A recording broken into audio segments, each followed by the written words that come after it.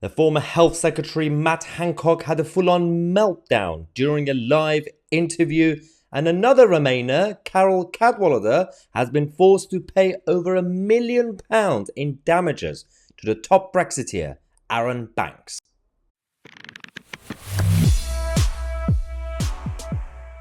Okay, welcome back to the show. I hope you enjoyed the first show of the day at 4 p.m. where we talked about the chaotic Tory government. But now, today, this video is going to be about two Remoaners. One is Matt Hancock. The other one is Carole Cadwalladr. Oh dear. So a few days ago, we actually reported on the final court case, the Court of Appeal between Arron Banks and Carole Cadwalladr, and she lost, and she was initially told to pay £35,000 in damages. Now that number has increased for obvious reasons. Let's go to Matt Hancock first, because he went on the Newsagents show, and a bunch of Remoaners and liberal elites who decided to grill him, and he had a meltdown. Why? Because he cheated on his wife. So he was the one who cheated on his wife and broke his own lockdown rules and measures. When he's asked questions about it, he's the one who gets angry. So let's go to this first. Forced to resign over in relationship falling in love with somebody. Yeah. Falling in love. Well, you're falling in love and breaking your own rules. Lewis, you're the actually, one just stop. You're the Lewis, one who stop. mentioned- Lewis, stop. I'm a human being, right? Yeah. Okay. You're a Secretary of State. Don't interrupt me, Don't interrupt him. Don't. because I'm going to say something that I'd like you to listen to. I'm a human being. John's question is leading up to essentially how do you cope with this amount of stuff as a human being? And part of the answer is that, of course, politicians, have to take the rough with the smooth. Yeah. And I have learned a huge amount about resilience. Also, the fact that if someone has to keep going around saying I'm a human being, it makes me question the fact that are they actually a human being? But I also now am just not interested in having people just go over old coals again and again and again. Really? It's not fair, and it's not right, because we are human too. Of course. Just in case you don't know, they're human too. I know it's not the same level in terms of comparing it, but if it's about the old stuff and things that happened in the past, we're not talking about you cheating on your wife. We're talking about you breaking your rules. Is this the same applies, I'm guessing, to Tony Blair? If you ask him about the Iraq stuff, who could say, well, it's in the past, let's just move on, right? I have put myself through the most extraordinary amount of scrutiny over everything that happened. And the inquiry will rightly do that again in a proper format for learning the lessons for the country. And I'm enthusiastic about playing my part in that. So there is going to be an inquiry. So it's still not in the past because you're still going through it. So I think you have to answer some questions, Mr. Hancock. But I'm also now perfectly willing and totally within my rights to say, But you chose to be in public life. Yes. You chose to be the Secretary of State. You could have walked away at any time. Absolutely. So it is perfectly legitimate for people and journalists to continue to ask you questions about your record in that time. You were by your own admission. It was an enormous event of global import. And what I'm saying is, absolutely. And I have answered. You talk about resilience, but it doesn't sound very resilient when you're No, answering because actually, I'm now leaving Parliament, right? I care about the future of the country and about the future of the Conservative Party, so I want to talk about these things. But I'm also. But I'm also a human being, right? And one of the reasons, so I'm absolutely. No, we're gonna put you in a naughty corner because you're just repeating the same thing over and over again. The reason I wanted to show you this is so that I could show you this, the next clip, which is even more important. This is about Matt Hancock's reaction to the National Conservatism Conference that happened earlier this week. Apparently, actual conservatism is too much for Matt Hancock to handle, the liberal Tory. This is absolutely discussing his reaction. Watch this. Well, we've talked about economic policy. Yeah. Also, I was struck at the NatCon conference by social policy and attitudes. And let me just play you this clip of Danny. What is that? What is he doing? You've already got your hands over your eyes. Because I don't want to hear it again. I've already heard it twice. I mean, honestly, I know what you're going to play. Why is this so dramatic? The normative family, held together by marriage, by mother and father sticking together for the sake of the children and the sake of their own parents and the sake of themselves. This is the only possible basis for a safe and successful society. That's good. There's nothing wrong with it. Family values. Why not? Look at his face. Hang on. Okay, huge applause there for Danny Kruger. Your reaction? It is so offensive and it's so wrong. I mean, tell that to the king. He doesn't have... Tell that to the king. normative family, and he is absolutely a strong basis for society. I mean, to make the argument that if you're in an abusive marriage, you must stick together for the sake of the kids, otherwise you're somehow undermining society. Now, this is about the fact that we've accelerated the promotion of liberal society too much, divorces too much. It's not really forcing people to stay married. It's about the fact of saying, don't just get divorced randomly. Don't just get married randomly. Just have some basic values.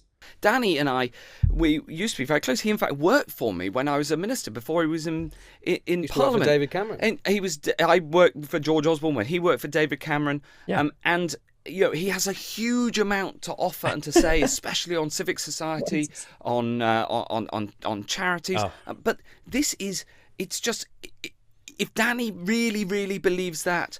I'm a tolerant kind of guy, but don't try to impose it on everybody else, thank you very much. And certainly... You say you're tolerant, but you're not really that tolerant, are you, Mr. Hancock? He's not imposing on anything on anybody. It was just simply promoting basic social conservative values, basic family values. There's nothing wrong with that. And if you have a different worldview, then you have your own different outlook. It's absolutely fine. Don't feel disgusted by it. It makes no sense why you have to have a meltdown. For example, Matt Hancock told Rishi Sunak to destroy the culture war strategy and support socially liberal values that people under 50 mostly support. He says if you don't do it, the party will die. I think it's the other way around, but okay, we had a reaction actually from a former Downing Street advisor, Jennifer Powers, who said, what culture strategy is Matt Hancock referring to?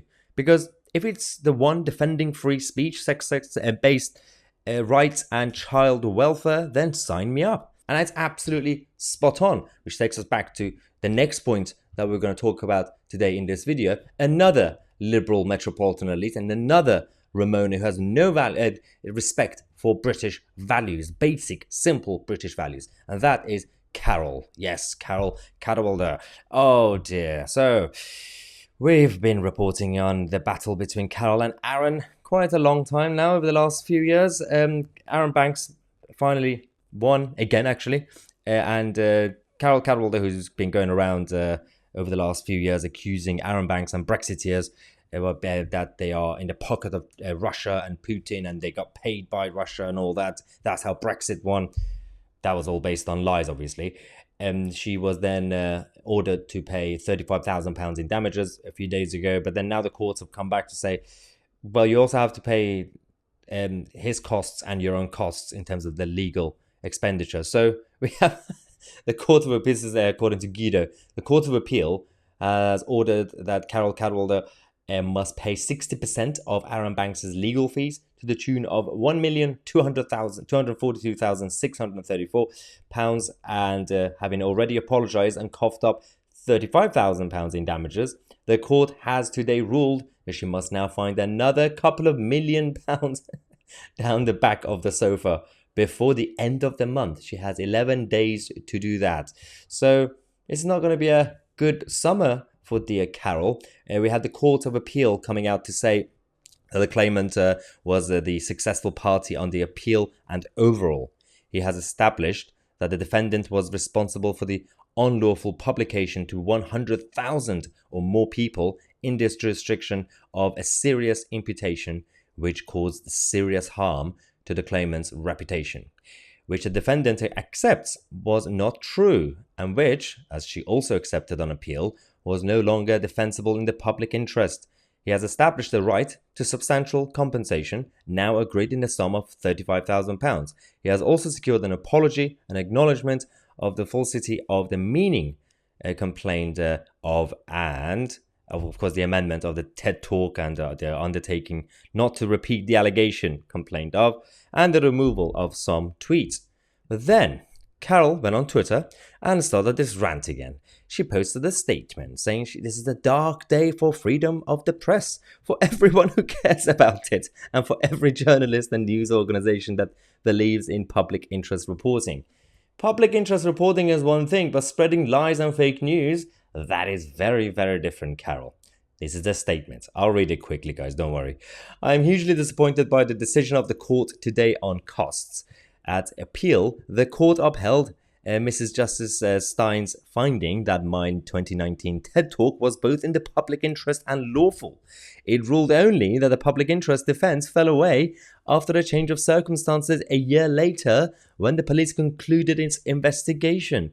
It acknowledged that I did not control the publication of TED's website, and even by its own estimate, 98% of the views were lawful and just 2% were not. Nevertheless, it has ordered me to pay 60% of Banks's costs. Okay, and I'm grateful to everyone who supported my crowdfunders in case of just this sort of eventuality, to my legal team who generously represented me on a conditional fee agreement, and to Mrs. Justice Stein for laying out in black and white the record of Arron Banks' relationship with Russian government officials in the months before Brexit. The facts of this relationship have now been established by a high court judge and are beyond dispute. She's still saying it.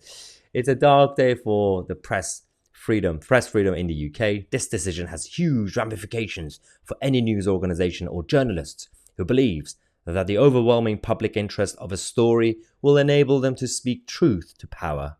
Many abusers of power already go untold in Britain because our defamation laws are amongst the most repressive in the world. So yeah, blah, blah, blah, repeating the same thing. And then we had some reactions. Oh, this is hilarious. These are supporters of Carole. Oh my God. Someone said, Brexit, a toxic right/far right conservatism, ideologies, extremists, and elite establishments coup. This is just every single word in the dictionary thrown in one page. Helped push over 2% swing when by farming bots and UK politics, US politics, interference from Murdoch, Trump, Kremlin, Chinese, Russians, everybody. You forgot Iran. All right. David said, this judgment is plain wrong, as Carole has demonstrated that Arron Banks was acting for Russia and financed by Russia in subverting UK democracy by manipulating the Brexit referendum. Banks should be tried for treason. Oh, team full hat nutters. All right, next one. Keep fighting, Carole. You have demonstrated that judiciary is not entirely independent. If it was, you would not have to pay towards Banks' legal costs. Perhaps something to address in your next project. Or please start the next project so we can sue you. That would be absolutely beautiful. Maybe you could say something about me. Go on, do it. I dare you. All right. There's someone called Rude Mechanical, obviously, saying, deeply disappointing. Meanwhile, the Putin project of weakening Britain continues. I don't know why it sounds like Trump, but this is the state of British Ramonas and British liberals. You got Matt Hancock having a meltdown. You got Carole being in denial. It's fine. There's a next step. You're going to have bargaining soon and acceptance. Anger's coming at some point. Outrage. Yeah. Here we go again. So this is the 6 p.m. news show for you guys. We're going to come back at 8 o'clock UK time with more updates about the clash between Suella Braverman and Jeremy Hunt.